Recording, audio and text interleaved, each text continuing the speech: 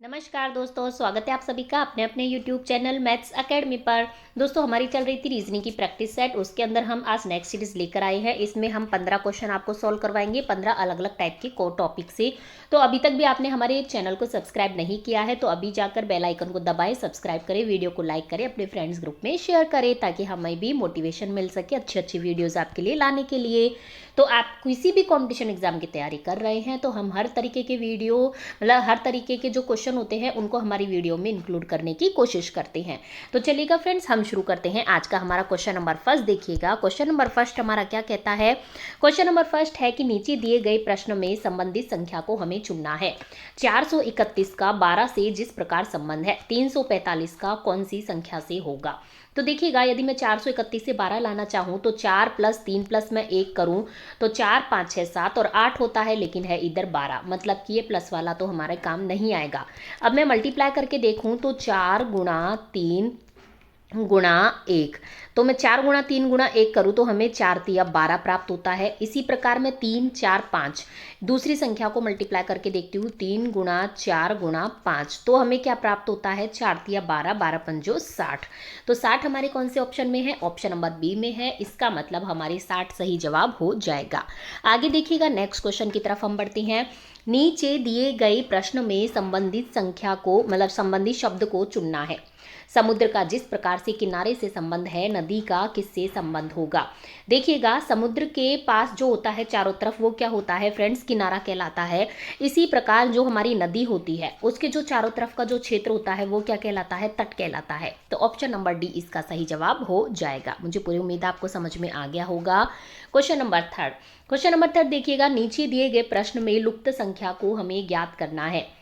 देखिएगा, या तो आप लेफ्ट टू राइट सॉल्व कीजिए या फिर आप अप एंड डाउन मतलब ऊपर से नीचे की ओर सॉल्व कीजिएगा इसे। तो देखते हैं हम इसे किस प्रकार से सॉल्व करते हैं। देखिएगा, मान लो मैं इन सभी को क्या कर दूं? प्लस कर दूं। तो प्लस करने से हमें क्या प्राप्त होता है? पहले हमें वो देखना होगा। चलिए हम प्लस करके देखते हैं। 2 + 3 + 4 + 5 ये मैं कर दूं तो क्या होगा? 2 + 3 करूंगी, 2 + 3 करूंगी तो क्या आएगा? 2 + 3 करूंगी तो देखिए 5 आ जाएगा। 5 + 5 और 4, 5 और 4 9 होते हैं। तो 5 और 4 यदि मैं करूंगी तो क्या हो जाएगा? 14, और 14 का स्क्वायर मैं कर दूं तो 14 का स्क्वायर कितना होता है फ्रेंड्स? 14 का स्क्वायर होता है 196, जो कि हमारे नीचे 196 दिया गया है। मतलब कि हम सही ट्रैक पर जा रहे हैं। ये इसी तरीके से सॉल्व होगा। चलिए दूसरी तरफ सॉल्व करके देखते हैं। देखिएगा, अब मैं इनको ऐड करूं, 3 + 1 + 2 + 5, तो हमें कितना प्राप्त होता है? 11 प्राप्त होता है। और मैं 11 का कर दूं स्क्वायर तो हमें प्राप्त होता है 121, जो कि नीचे देखिएगा 121 मतलब कि 121 दिया गया है। थर्ड नंबर को मैं सॉल्व करूं तो 4 + 4 + 2 + 2, इन सभी को मैं सॉल्व करूं तो हमें प्राप्त होता है 12, और 12 का स्क्वायर होता है फ्रेंड्स 144, जो कि हमें यहाँ नीचे दिया गया है। अब हमारा लास्ट वाला बचता है, उसको देखिएगा, उसको हम किस प्रकार से सॉल्व करेंगे। देखिएगा, मैं इनको ऐड करूँ तो 6 6 2 8 8 8 2 क्या हो जाएंगे? 10 हो जाएंगे। मैं इन सभी को क्या कर रही हूँ? ऐड कर रही हूँ फ्रेंड्स। तो 10 का स्क्वायर क्या होता है? 100 होता है, लेकिन हमें 225 दिया गया है। तो 225 में से 100 हम माइनस करते हैं तो हमें कितना प्राप्त होता है? देखिएगा, यदि मैं 225 में से 100 माइनस कर दूँ तो हमें कितना प्राप्त होगा? हमें देखिएगा, ये 6 6 2 8 8 2 10 10 10 का हम स्क्वायर करेंगे तो 10 10 10 मतलब जो ये होता है 225, ये किसका स्क्वायर होता है? पहले आपको ये पता होना चाहिए। यदि मैं 225 देखूँ तो ये होता है हमारा 15 का स्क्वायर। तो 10 में मैं कितना जोड़ूँ कि 15 का स्क्वायर बन जाए? तो 10 में मैं 5 ऐड कर दूँ तो हमारी क्या आएगा? 15 आएगा। और 15 का स्क्वायर कितना होता है फ्रेंड्स? 225 होता है। तो इस तरीके से आप अंदाजा लगा सकते हैं कि पहले आपको ये पता होना चाहिए कि 225 किस संख्या का स्क्वायर होता है। तो ये 15 का होता है, तो हमारी सभी संख्याओं को जोड़ने पर 10 आ रहा है। तो यहाँ पर जो क्वेश्चन मार्क है इसकी जगह हम 5 लिख देते हैं। तो 10 और 5 15 हो गया। 15 का स्क्वायर क्या हो जाएगा? 225। इसका मतलब यहाँ पर 5 आएगा। क्वेश्चन मार्क की जगह जो लुप्त संख्या है वो हमारी कौन सी है? 5 है। मतलब कि ऑप्शन नंबर बी हमारा सही जवाब हो जाएगा। आगे देखिएगा, नेक्स्ट क्वेश्चन की तरफ हम बढ़ते हैं। शिक्षित लोगों, बेरोजगारों लोगों और अध्यापकों, मतलब शिक्षित लोग हैं, बेरोजगार लोग हैं और अध्यापक, इन तीनों का हमें वेन आरेख बनाना है। तो देखिएगा, माना कि ये जो हमारे हैं ये क्या है, शिक्षित लोग हैं, तो शिक्षित लोग के अंदर ये अध्यापक आएंगे, क्योंकि शिक्षित लोग में कुछ लोग तो अध्यापक बन जाते हैं, जैसे कि हम बन जाते हैं कुछ लोग, तो कुछ लोग रह जाते हैं, ठीक है। तो शिक्षित लोग में से ही क्या होंगे, कुछ लोग अध्यापक होंगे, तो अध्यापक तो क्या आएगा इसके अंदर आएगा। और यदि मैं बात करूँ बेरोजगार लोगों की, तो शिक्षित लोग में से कुछ लोग बेरोजगार होंगे और कुछ लोग नहीं होंगे, इस तरीके से। तो बेरोजगार लोग मतलब शिक्षित लोग भी बेरोजगार हो सकते हैं, तो इस तरीके से कुछ लोग शिक्षित लोग में से भी क्या हो सकते हैं, बेरोजगार। तो ये वाले हो गए वो लोग। इसका जो वेन आरेख का हमें सही डायग्राम दिख रहा है वो है ऑप्शन नंबर ए, तो ऑप्शन नंबर ए इसका सही जवाब हो जाएगा। आगे देखिएगा, नेक्स्ट क्वेश्चन की तरफ हम बढ़ते हैं। कथन और निष्कर्ष वाला एक क्वेश्चन है। कोई छड़ फली नहीं है, कोई फली लचीली नहीं है। देखिएगा, इस तरीके के क्वेश्चन जब हम सॉल्व करते हैं तो हमेशा वेन आरेख बनाकर कीजिएगा, तो आप अच्छे से सॉल्व कर पाएंगे। देखिएगा, कोई भी छड़, ये मान लिया हमने क्या है, छड़ है, तो कोई भी छड़ फली नहीं है, तो फली भी हम अलग से बना देते हैं, ये हमने बना दी फली। कोई भी छड़ फली नहीं है और कोई फली लचीली नहीं है, ये देखिए हमने लचीली का अलग बना दिया, लचीली भी बिल्कुल अलग हिसाब किताब है, ठीक है। तो देखिएगा, निष्कर्ष की तरफ हम पहुंचे, तो कोई छड़ लचीली नहीं है, कोई छड़ लचीली नहीं है, बिल्कुल नहीं है, बिल्कुल अलग है ये तो निष्कर्ष फर्स्ट तो हमारा सही हो जाएगा। कुछ फलियां लचीली हैं, कुछ फलियां लचीली हैं क्या, बिल्कुल नहीं है, लचीली तो एकदम अलग हिसाब किताब है, तो ये बिल्कुल अलग हो जाएगा, मतलब कि गलत हो जाएगा। निष्कर्ष कौन सा, कथन सेकंड गलत हो जाएगा, तो कथन निष्कर्ष केवल फर्स्ट सही है। तो ये हमारे कौन से में दिया गया है, ऑप्शन नंबर डी में केवल निष्कर्ष फर्स्ट निकलती है कथन से, ठीक है। चलिएगा आगे हम बढ़ते हैं नेक्स्ट क्वेश्चन की तरफ। देखिएगा, नीचे दिए गई प्रश्न आकृति का हमें दर्पण छवि चुननी है। तो इसमें दर्पण देखिएगा, ऊपर की तरफ दर्पण दिया गया है, तो मैं आपको दर्पण के अकॉर्डिंग बताऊं तो कुछ इस तरीके से देखिएगा। जैसे इधर की तरफ की जो साइड, इधर की तरफ का जो दिया गया है हमारे इस वाले कॉर्नर में आ जाएगा, इस वाले कॉर्नर में मैं इस तरीके से बनाऊं तो इस वाले कॉर्नर में आ जाएगा, और ये कुछ इस तरीके से थोड़ा सा क्या हो जाएगा, पलट जाएगा, मतलब ये इस तरीके से ऊपर बनेगा यहाँ पर। तो आप यहाँ पर जगह नहीं है इसलिए हम इधर बना रहे हैं, तो ये कुछ इस तरीके से पलट जाएंगे। और इस तरीके से यदि मैं बात करूँ, यहाँ पर देखिएगा ये बीच वाला है, इसका थोड़ा सा ये इधर है, तो ये ऐसे हो जाएगा, उल्टा हो जाएगा थोड़ा। और मैं नीचे वाले का मैं बात करूँ तो नीचे वाला किस तरीके से हो जाएगा, नीचे वाला देखिएगा, नीचे वाला इस तरीके से हो जाएगा। तो इस तरीके का हमारे दिया गया है डी ऑप्शन में, तो डी ऑप्शन इसका सही जवाब हो जाएगा। मतलब कि दर्पण छवि में होता क्या है, लेफ्ट तो राइट की तरफ दिखता है और राइट लेफ्ट की तरफ दिखता है। तो इसमें इसलिए आपको कंफ्यूज नहीं होना, कहीं आप दर्पण इधर की तरफ समझ ले, क्योंकि इसमें दर्पण दिया है ऊपर की तरफ, तो आपको ऊपर की तरफ इमेजिन करके आंसर देना है। आगे देखिएगा नेक्स्ट क्वेश्चन। एक विशिष्ट कोड भाषा में SUN को 108 तथा MOON मतलब मून को 114 लिखा जाता है, तो इस कोड भाषा में स्टार को किस प्रकार लिखा जाएगा। तो देखिएगा, सबसे पहले मैं लिखती हूँ SUN, ठीक है। देखिएगा, इस तरीके के यदि हम क्वेश्चन सॉल्व करते हैं तो आपको पहले इनकी बिल्कुल नंबरिंग पता होना चाहिए, बिल्कुल अल्फ़ाबेट के हिसाब से।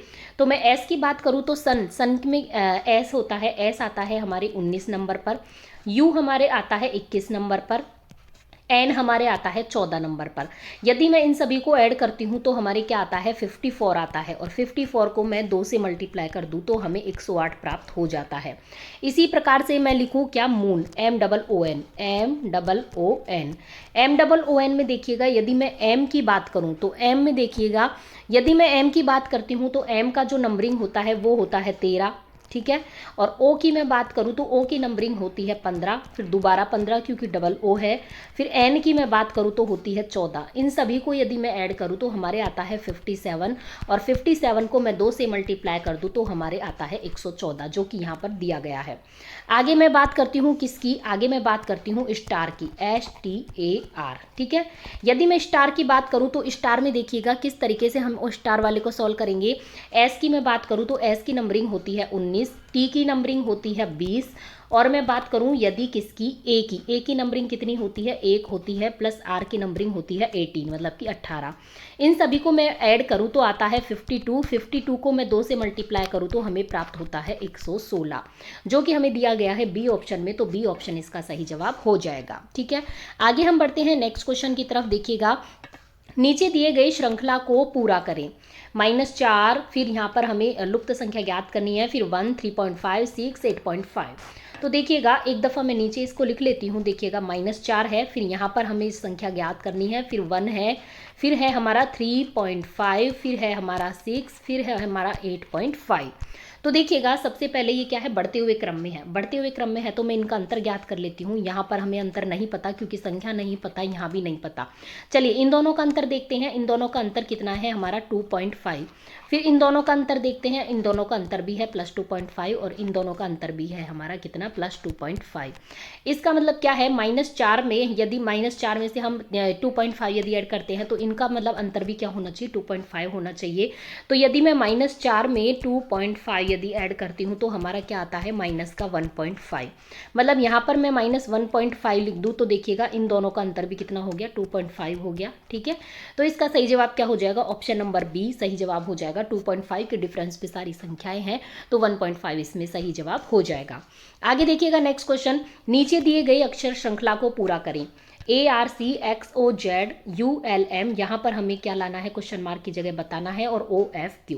तो देखिएगा यदि मैं लिखूं ARC, देखिएगा यदि मैं लिखूं क्या ARC और हमें क्या दिया है XOZ और हमें क्या दिया है ULW और हमें यहाँ पर संख्या ज्ञात करनी है और हमें क्या दिया है OF और ये क्या दिया है OFQ। ठीक है, यदि मैं इनकी बात करूं तो देखिएगा सबसे पहले हम क्या करते हैं, मतलब A से X कितने दूरी पर है। देखिएगा A से मैं X की तरफ बढ़ूं तो A से X है -3 नंबर पे। ठीक है, अब इसी तरीके से मैं X से U बढ़ूं तो -3 नंबर पे। U से मैं आगे बढ़ूं, नेक्स्ट जो हमारी लुप्त संख्या है तो -3 कर लूँ मैं हिसाब से, अपने हिसाब से, तो -3 करती हूँ तो यहाँ पर आ जाएगा R। ठीक है, और मैं R से -3 बढ़ूँ तो हमारे आता है O। इसी तरीके से दूसरे नंबर की डिजिट देखिएगा, R की मैं बात करूँ तो R से ये जो हमारा क्या है O है, R से O हमारे आ रहा है, ये भी -3 पर है। और फिर O से ये दूसरे नंबर का L आ रहा है, ये भी -3 पे है। इसी तरीके से L से मैं -3 कर लूँ तो R के बाद वाला डिजिट आ जाएगा, उसका मतलब कि यहाँ पर क्या आ जाएगा, I आ जाएगा। ठीक है, इसका मतलब यहाँ पर ये भी दूसरे नंबर का F है, ये -3 पर है। अब हमारी बचती है चौथे नंबर की चीज़, तो तीसरे नंबर की संख्या देखते हैं। यदि C है, C से मैं Z की तरफ चलूँ तो ये -3 पर है। ठीक है, Z से W की तरफ चलूँ तो ये -3 पर है। अब W से यहाँ तीसरी संख्या है, ये भी -3 पर आएगी। मतलब कि R, I और W से -3 करूँगी तो क्या आ जाएगा, T आ जाएगा। ठीक है, और T से Q -3 पर है, तो -3 के डिफरेंस पर ये है। ये हमारी बहुत अच्छी खासी श्रृंखला बन गई है। इसका मतलब जो हमारा सही जवाब हो जाएगा RIT, जो कि हमारे दिया गया है फर्स्ट ऑप्शन में, ऑप्शन नंबर ए इसका सही जवाब हो जाएगा। आगे देखिएगा नेक्स्ट क्वेश्चन की तरफ हम बढ़ते हैं। नेक्स्ट क्वेश्चन है, नीचे दिए गए निम्नलिखित शब्दों का सही क्रम बताएं। अवशोषण, पोषण, पाचन, उत्सर्जन।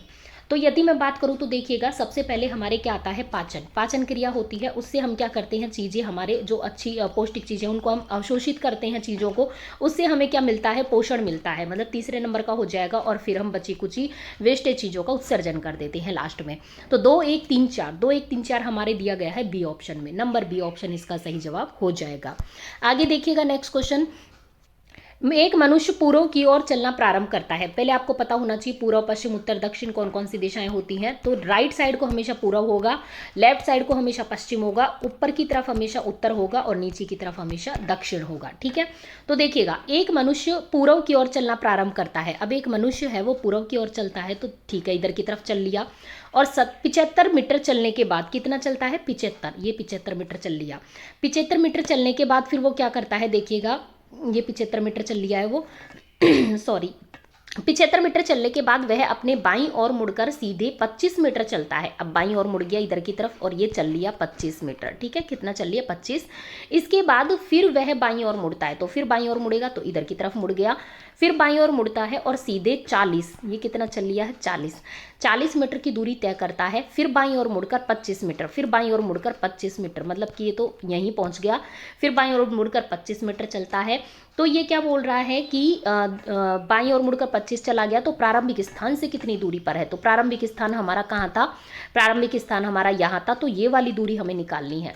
तो हमें पता है जो ये वाली दूरी है ये तो बिल्कुल इसके बराबर होगी, तो 40 तो ये हो गई, मतलब 75 में से हम 40 घटा देंगे, 75 - 40 तो हमारी ये वाली दूरी आ जाएगी। तो ये वाली वाला सही जवाब क्या हो जाएगा 35, इसकी ये वाली दूरी आ जाएगी 35। तो 35 हमारी दी गई है बी ऑप्शन में, बी ऑप्शन इसका सही जवाब हो जाएगा। आगे देखिएगा नेक्स्ट क्वेश्चन, क्वेश्चन नंबर 12 क्या कहता है हमारा, क्वेश्चन नंबर 12 कहता है कि यदि p प्लस को दर्शाता है, q माइनस को, r भाग को या डिवाइडेशन को और s मल्टीप्लाई को या क्रॉस को दर्शाता है, तो हमें इस चीज का सॉल्यूशन निकालना है। तो देखिएगा हम इनको संकेतों को पहले लिख लेते हैं। 18 यहाँ पर क्या दिया गया है s की जगह हम क्या लिखेंगे, s किसको दर्शाता है, मल्टीप्लाई को। फिर हमारे क्या दिया गया है 36 के बाद हमारे है r किसको दर्शा रहा है, डिवाइडेशन को, मतलब कि भाग को। r के बाद हम लिखते हैं 12 और q किसको दर्शा रहा है, माइनस को। फिर आता है 6 और p किसको दर्शा रहा है, प्लस को। फिर आता है 7। तो सबसे पहले हम किसको सॉल्व करते हैं, भाग को सॉल्व करते हैं। तो देखिएगा 18 ऐसे के ऐसे, 12 का हम किस में देंगे, 36 में भाग, तो 3 बार चला जाएगा, -6 + 7। इसके बाद हम मल्टीप्लाई को सॉल्व करते हैं। तो 18 दूना 36, 18 × 3 = 54 हो जाएगा, -6 + 7। अब इसको हम सॉल्व करेंगे तो देखिएगा 48 + 7, ठीक है, 54 में 6 गए तो 48 बच गए, 48 बच गए। अब 48 और 7 को मैं यदि जोड़ दूं तो 48 और 7 को जोड़ने पर हमें प्राप्त होता है 55 या फिर 55। मतलब इसका जो सी ऑप्शन है वो सही जवाब हो जाएगा। आगे देखिएगा नेक्स्ट क्वेश्चन कहता है हमारा, क्वेश्चन नंबर 13 है हमारा, नीचे दिए गए प्रश्न आकृति को हमें पूरा करना है। देखिएगा ये इस तरीके से तीर का चिन्ह है, इधर की तरफ मुंह करके फिर इधर की तरफ मुंह करके, ठीक है। इसको यदि मैं 90 डिग्री पर क्या कर दूं, रोटेट कर दूं, तो ये वाली चीज़ है ना, ये तो ऊपर चल जाएगी। ये इस तरीके से 90 डिग्री पे मैंने इसको रोटेट कर दिया, तो ये वाली चीज़ तो इधर आ गई और ये वाली चीज़ इधर आ गई, ठीक है। अब इसको फिर से 90 डिग्री पे रोटेट कर दिया तो इस तरीके से हो गया। अब मैं इसको फिर से 90 डिग्री पे रोटेट करूंगी तो ये जो खाली वाला है ना, खाली वाला ये तो ऊपर चला जाएगा और भरा वाला नीचे आ जाएगा, ठीक है।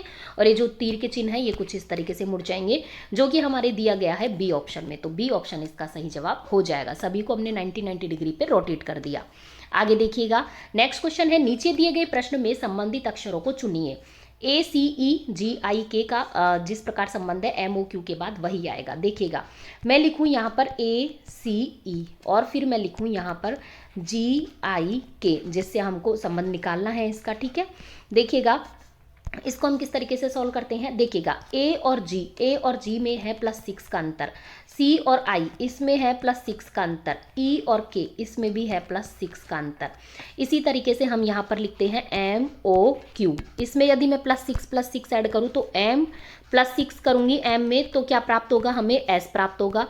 O में मैं +6 करती हूँ तो हमें क्या प्राप्त होता है, हमें प्राप्त होता है U। और मैं Q में यदि +6 करूँगी तो हमें क्या प्राप्त होता है W। इसका मतलब जो A ऑप्शन है वो इसका सही जवाब हो जाएगा। आगे देखिएगा नेक्स्ट 15 क्वेश्चन, नीचे दिए गए प्रश्न में विषम संख्या को पहचान करनी है। 66 है, 56 है, 76 है और 36 है। देखिएगा सबका इकाई का अंक 6 है, इस तरीके से तो सिमिलर दिखाई देती हैं, लेकिन हमें क्या दिखाई देता है कि जो 36 है, 36 है, ये क्या है, ये 6 का स्क्वायर होता है, 6 का स्क्वायर होता है। बाकी कोई भी संख्या किसी भी संख्या का स्क्वायर नहीं है। तो इसका मतलब डी ऑप्शन इसमें सबसे अलग हो जाएगा, जो कि विषम संख्या या अलग संख्या की हमें पहचान करने के इसमें बोला गया था, ठीक है फ्रेंड्स। तो डी ऑप्शन इसका सही जवाब हो जाएगा। तो चलिए फ्रेंड्स, हमारे होते हैं 15 क्वेश्चन कंप्लीट, जो कि 15 अलग अलग टॉपिकों में से हमने लिए थे। तो यदि आपको हमारा वीडियो चैनल और ये छोटा सा प्रयास पसंद आता है तो वीडियो को जरूर से जरूर लाइक कीजिएगा और चैनल को सब्सक्राइब कीजिएगा, ताकि हम जो भी वीडियो डालें सबसे पहले आप तक उसकी सूचना पहुंच सके। चलिए फ्रेंड्स, हम मिलते हैं नेक्स्ट वीडियो में, तब तक आप बने रहिए मैथ्स अकेडमी के साथ। और यदि जनरल नॉलेज से संबंधित आप हमारे दूसरे चैनल को अभी तक सब्सक्राइब नहीं किया है तो उसे भी सब्सक्राइब कीजिए। उसका नाम है मिशन NCERT फॉर RPSC, ठीक है। मिशन NCERT से भी सर्च करेंगे तो भी हमारा चैनल आपको प्राप्त हो जाएगा, उसको भी सब्सक्राइब कीजिएगा, ताकि आपके बेल आइकन से दबाकर, ताकि आपको आने वाली वीडियो की जल्द से जल्द सूचना मिल सके। धन्यवाद, हम मिलते हैं नेक्स्ट वीडियो में।